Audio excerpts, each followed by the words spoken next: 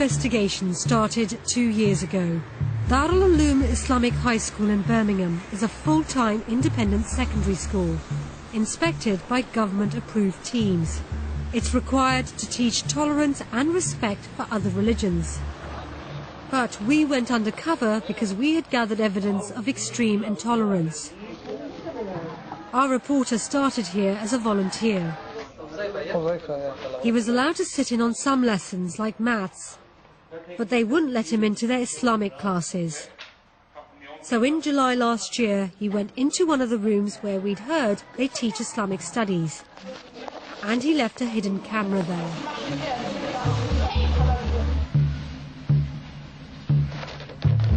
At first, our camera records exams and prayers.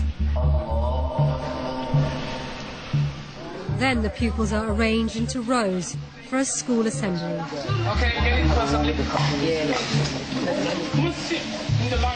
The speaker addresses all the pupils aged 11 and upwards. He starts by talking about people who worship ridiculous things. But there are some people in the world who decide not to use the intellect. They are happy worshipping idols and worship the cows. It's Hindus, isn't it? Like the Hindus, they worship the cows. This is how he describes Hindu religious practices. If we choose to worship such ridiculous things, a cow. Now, how can anyone worship a cow? First thing he does is he rides that cow, he sits on the cow, he sits on his guard, and at times he needs to clean for his guard. At times God steps over him. At times God goes to sleep. At times he eats God is hungry. Yeah, cows. And funny enough, they drink the piss of a cow. He says it's not the first time he's given this speech. Yeah, they drink the piss of the cow. But I've told you this before, but I started trying. In 2009, government-approved inspectors praised the school for its interfaith teaching, saying, "Pupils learn about the beliefs and practices of other faiths and are taught to show respect to other world religions." It seems the inspectors weren't aware of teaching like this. This is how British children are being taught to read the Quran. In a Muslim faith school in the north of England. Here's what 11-year-old Muslim children are being taught about non-Muslims in a full-time secondary school. Allah has said that the disbelievers, they are the worst of all the creatures. And what they're told about other Muslims. A person who's got less than a fistful beard, then you should stay away from him the same way you stay away from a serpent or a snake. He puts a question to the children about Hindus and other idol worshippers. Do they have any intellect? No. Meaning Allah subhanahu wa ta'ala. When the speaker comes closer to the camera, he only looks about 18 or 19 years old. Darul Uloom School says its pupils are taught to preach the message of Islam, and it seems our camera has filmed a senior student practicing. While he was preaching, there were teachers and other senior students keeping order in the room, but they did nothing to contradict his teachings. They told the children to be quiet and pay attention to the speaker. This is one of 38 secondary schools set up by different Islamic organizations to train the next generation of imams and community leaders.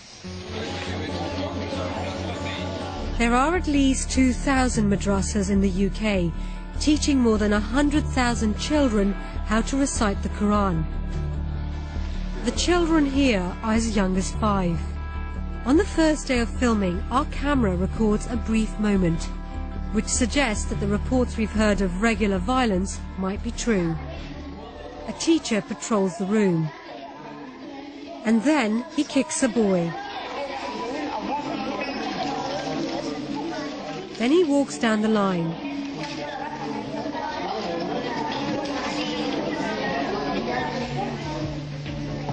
That was all we managed to film in the summer, and both schools broke up for the holidays.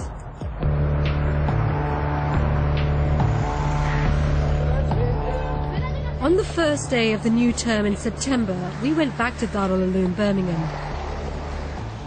The very first assembly back is taken by a senior teacher.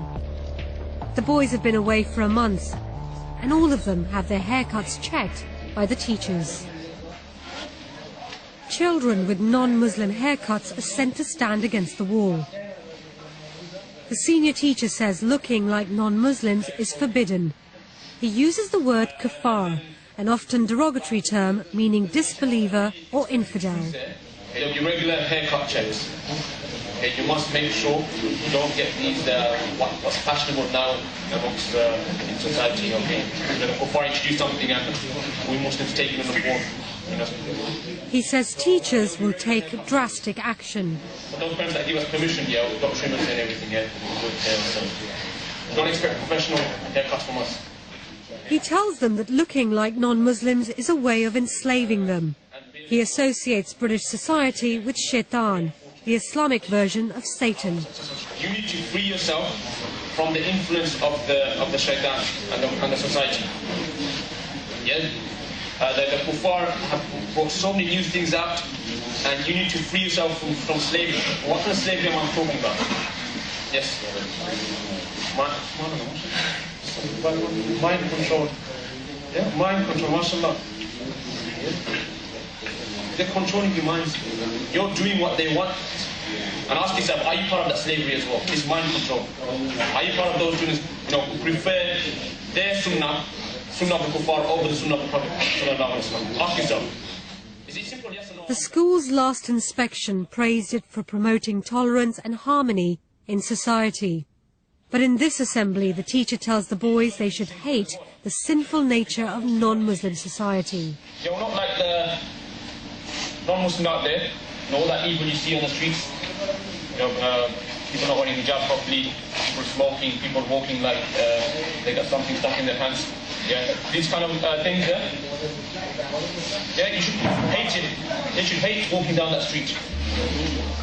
This is a prestigious school.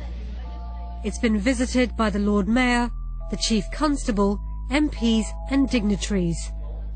The school says it has a community involvement program to prepare students for outside life. We are going into full-scale social segregation and separation. And unless we tackle this now, we will reap the whirlwind. What did you think about the repeated use of kafar? Never would a kafir enter Jannah until a camel enters the eye of a needle. It's like the N-word. It's a term of abuse, a term of censure, condemnation. Some of the teachings that we've shown you, do you think they could be described as hate teachings? There's no shadow of doubt. When you teach children that they should be intolerant of other faiths, have no respect for them, you are breeding hostility, antipathy and animosity to others. If that's not hate,